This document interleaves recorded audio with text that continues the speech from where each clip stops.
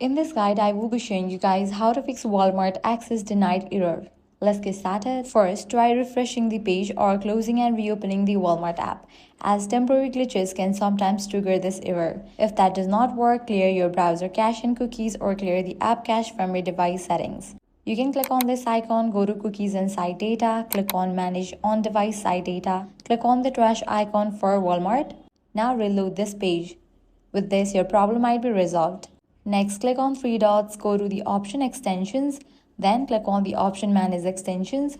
If VPN or any ad blockers are enabled, from here you can disable it or remove it, as these might be causing the issue. You should also make sure your browser or Walmart app is updated to the latest version. If the problem persists, try using a different browser or device to determine whether the issue is specific to your current setup. In some cases, restarting your router can help by assigning a new IP address. Finally, if none of these solutions work, contact Walmart customer support for further assistance, as their access may be restricted due to security measures on their end.